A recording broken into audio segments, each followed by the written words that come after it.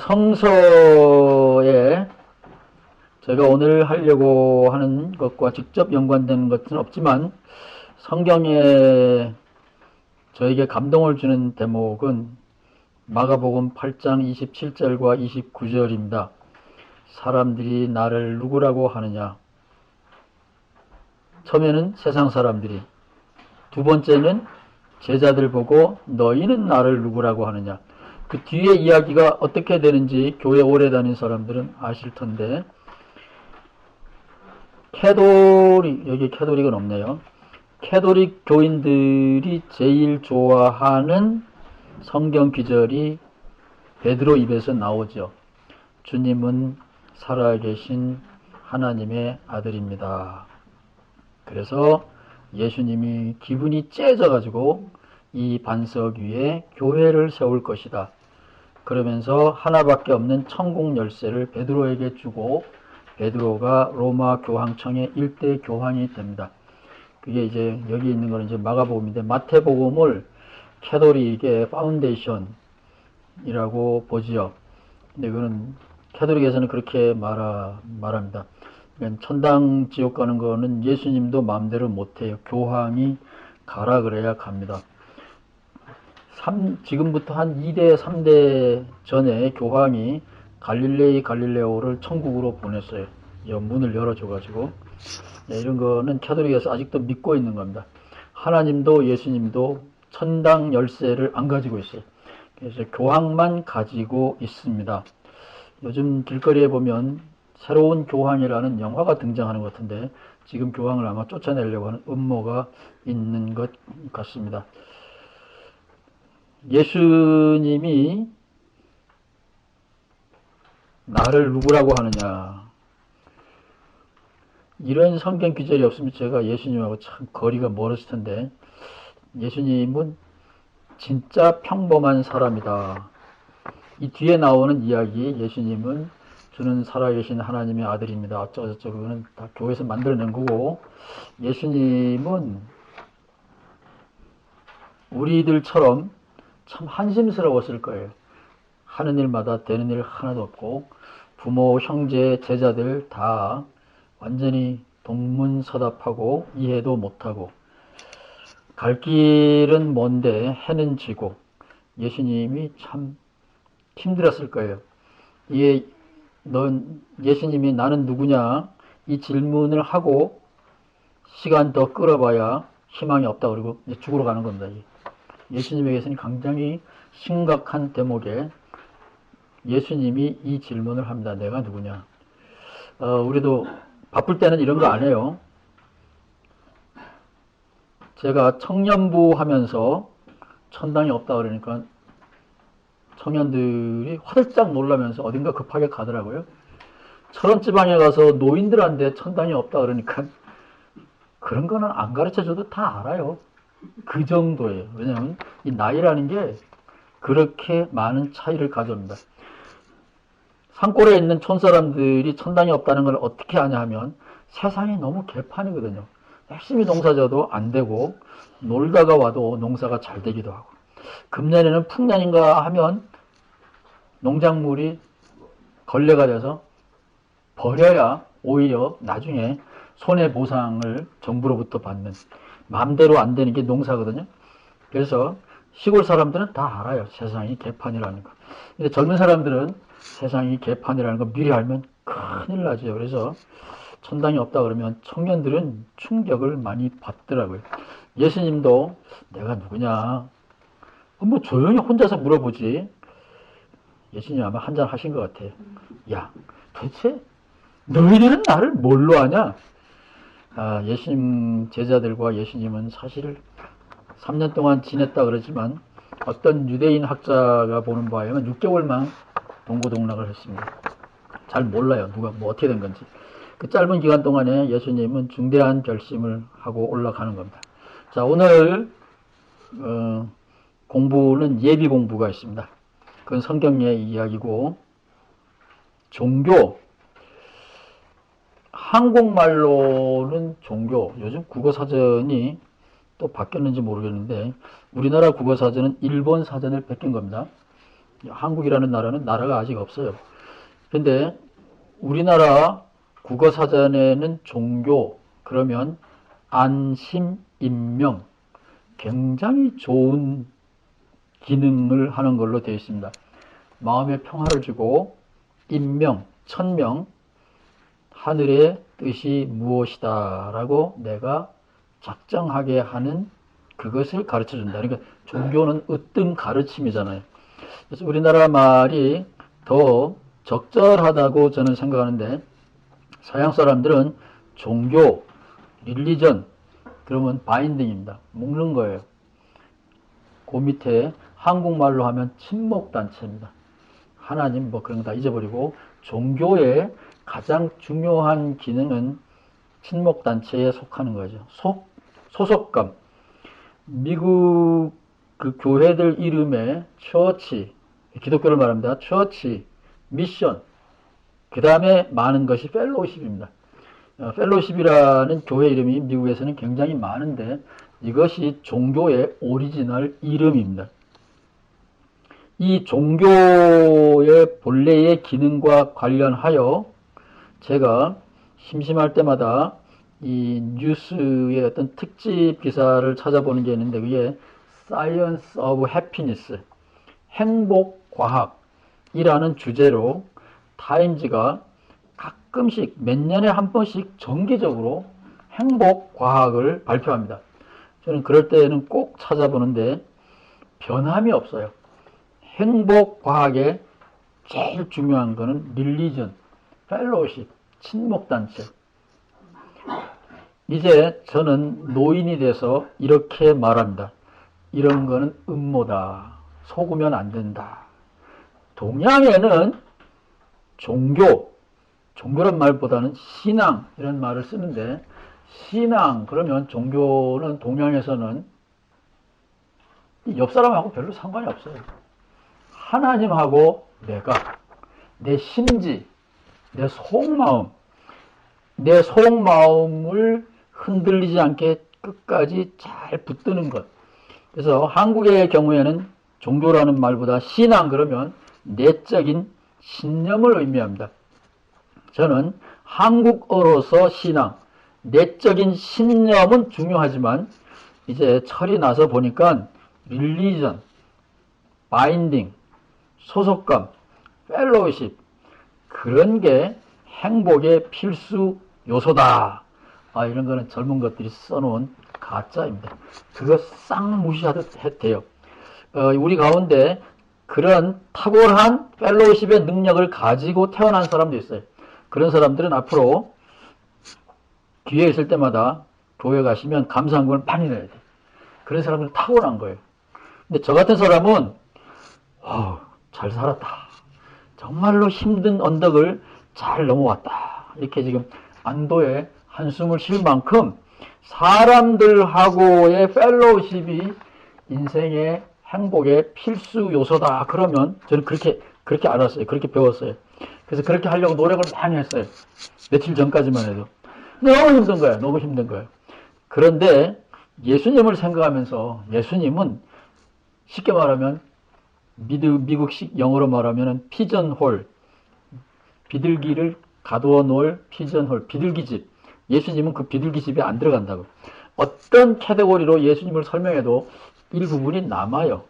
그래서 예수님은 우리가 생각하는 프레임, 그 박스에 잘 안 들어가는데, 예수님을 생각해 보면서 예수님도 이 Science of Happiness, 행복 과학이라는 측면으로 예수님이 펠로우십을 잘했고, 그래서 예수님이 요한복음에 있는 대로 내 안에 기쁨이 차고 넘친다 이런 말을 했겠냐?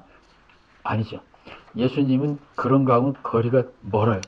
예수님은 젊은 나이인데 35살에 철 들어가지고 37에 세상을 떠났을 거예요. 왜냐면 그래야 이 영들이 다 철나는 게 35이에요. 소크라테스도 그렇고 부처님도 그렇고 다 그래요. 그래서 예수님도 아마 35살에 철 나가지고 37살에 세상을 떠났을 거라고 보는데, 예수님은 나이는 젊어서 세상을 떠났지만 빨리 철난 것 같아요. 오늘날 전 세계의 행복 과학이 음모를 꾸미듯이, 왜냐하면 이 교과서를 쓰는 사람들은 다 기득권자들이잖아요. 이제 기득권자들은 잘 어울려 놀아라 이런 거 아니에요. 튀지 말아라 이런 거 아니에요. 뭐 모난 돌이 정 맞는다 뭐 이러면서 튀지 말아라 그러는데 그거는 예수에게는 해당이 안 되는 거예요. 그래서 저는 이 기독교에다가 발을 들여놓은 이후 어떻게 하든지 이 펠로우십 사람들하고 어울리는 거 이거 좀 해보려고 노력을 했는데 역시 실패했습니다. 그리고 나서 이렇게 예수를 보니까 이제 예수가 보이는 거예요. 그동안에 내가 교과서 때문에 소위 학교에서 배운 학식 때문에 인생을 예수님을 잘못 봤다 이런 생각이 감이 듭니다. 자, 이제는 그런 의미에서 종교는 떠나고 신념, 신앙으로서 하나님 신앙과 예수 신앙을 얘기하려고 합니다. 하나님 신앙, 구약 성서 믿는 신앙, 돌부처 믿는 신앙, 내 마음만 믿어라 그러는 신앙 다 똑같아요. 뭐에 똑같으냐? 희망하는 것이 똑같아요. 분노하는 게 똑같아요. 성공하면 좋아하고 내 아들 딸들이 건강하고 사업 잘 되고 좋은 학교 가고 이거는 유니버셜입니다. 그런데 저는 예수를 믿는 신앙은 가치관에 있어서 하나님 믿는 거하고는 질적으로 다르다라고 봐요. 그런데 그럼에도 불구하고 뭘 믿든지 간에 내용이 중요한 게 아니라 덮어놓고 믿는 것, 블랙박스. 이 블랙박스의 신앙은 무지무지하게 중요합니다. 저는 이 의심이 많은 사람이라 저는 도마과거든요. 저는 의심이 많기 때문에 이런 블랙박스의 신앙은 좋은 줄은 알지만 저에게는 해당이 안 되는데 이 맹목적인 신앙이 얼마나 위대하냐. 저는 블랙박스의 신앙이라고 보는데 이 블랙박스라는 게 어떤 사람이 성공을 했어요. 성공을 해서 얘들아 내가 왜 이렇게 성공했는지 아냐. 그러면서 비밀스럽게 간직해놨던 블랙박스를 탁 꺼내놓고 이것 때문에 내가 성공했다. 자녀들에게 이렇게 말하는 거예요. 근데 그 블랙박스는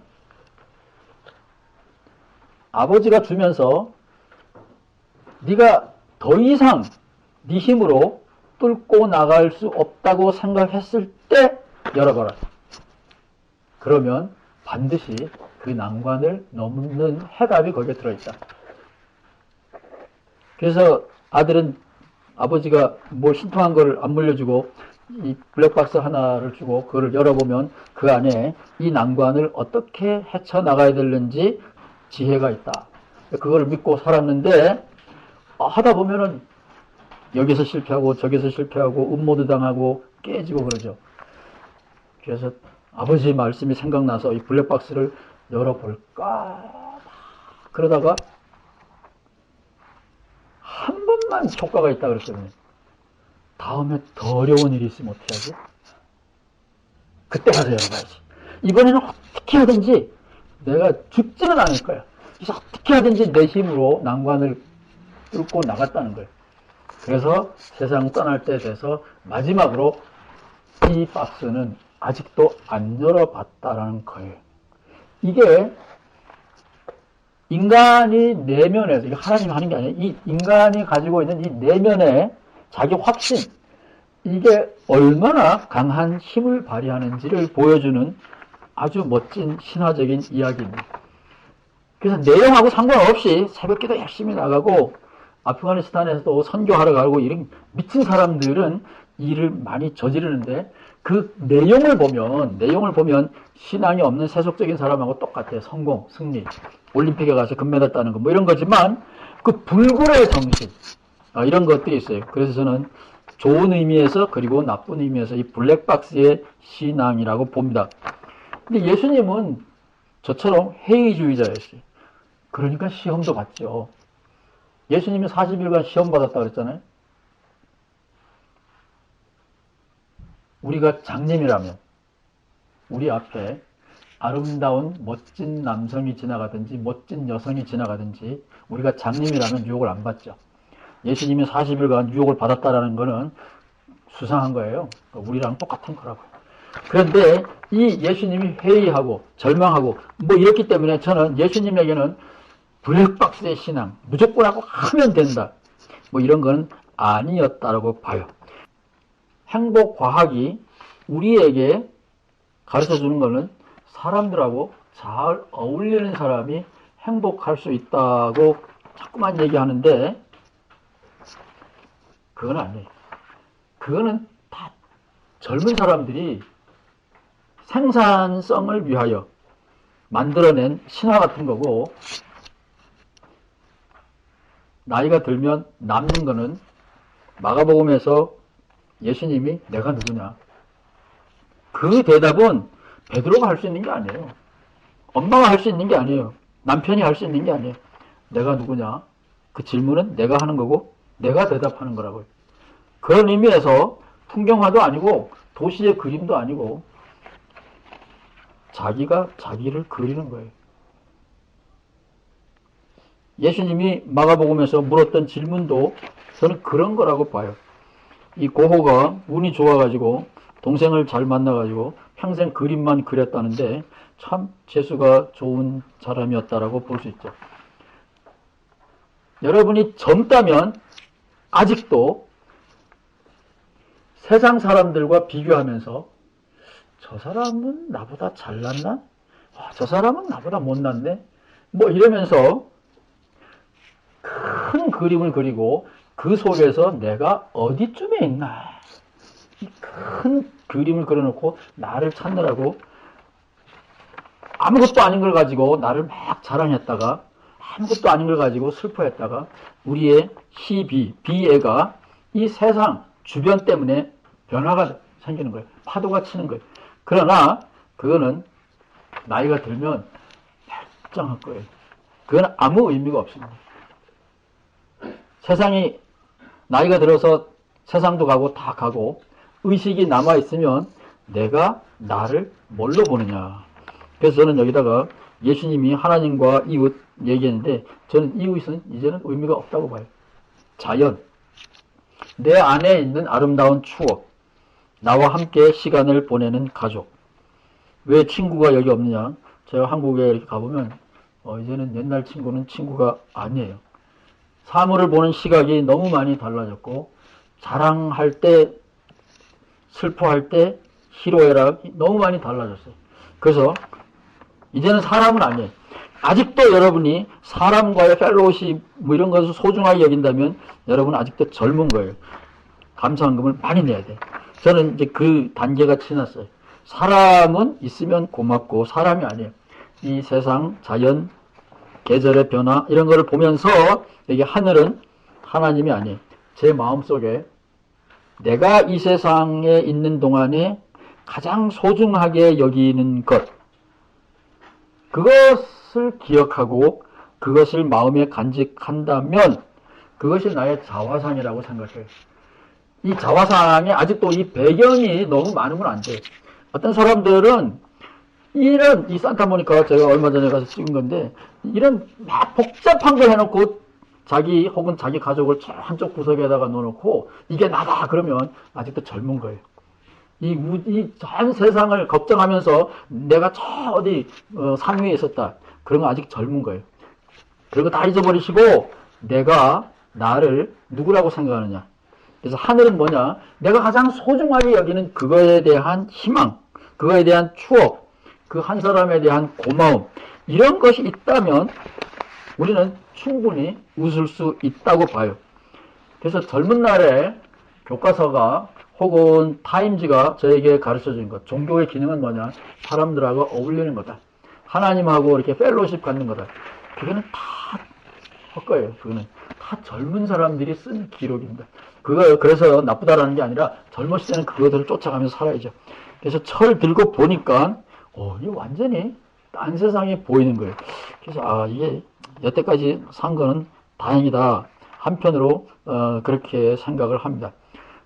제 마음속에 이 블랙박스 같은 신앙이 저에게도 있으면 좋겠는데 저는 자주 절망을 합니다. 그래서 저는 이런 그 긍정적인 사고방식은 저는 거리가 멀어요. 근데 어떤 사람은 타고나기를 긍정적인 사고방식을 가지고 태어난 사람들도 있더라고요. 그런 사람들은 참 부러운데 저는 죽을 때까지는 그렇게는 안 될 것 같아요. 그래서 이 블랙박스의 믿음을 끝까지 간직할 수 있는 사람은 그것을 계속 유지할 수 있기를 바랍니다.